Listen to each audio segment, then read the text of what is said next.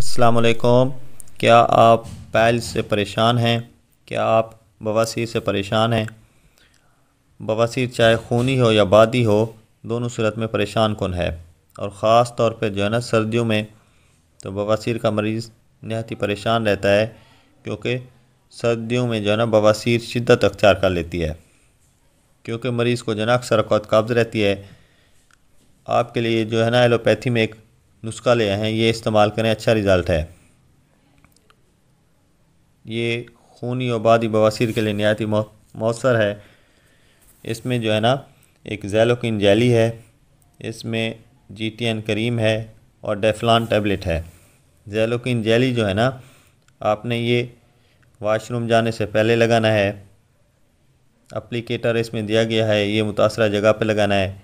इसके अलावा इस GTN करीम है, ये आपने सुबह शाम वाशरूम से फ़ारिग होने के बाद लगाना है।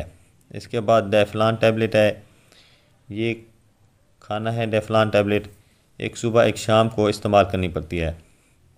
इसके अलावा जो है ना बवासीर का मरीज़ जो है ना, वो मसालेदार चीज़ों से परहेज़ करना है, मुरगन अशिया से परहेज़ करना है, फ़ास्ट फूड से परहेज़ करना है और तली हुई अशिया से परहेज़ करना है।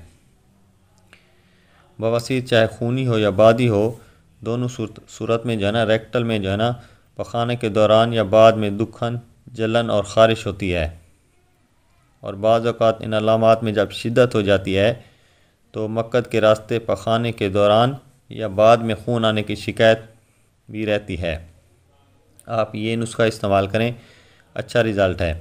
इसके अलावा अगर बवासीर के मरीज़ को जो है ना कब्ज़ रहती, बवासीर का मरीज़ जो है ना इस बगुल का छिलका इस्तेमाल करे। और इसके अलावा जो है ना एक सिरप होती है, डुफालेग सिरप होती है, अगर कब्ज़ रहती है बवासीर के मरीज़ को तो उसके 2 चम्मच सुबह, 2 दोपहर और 2 शाम को इस्तेमाल करने हैं।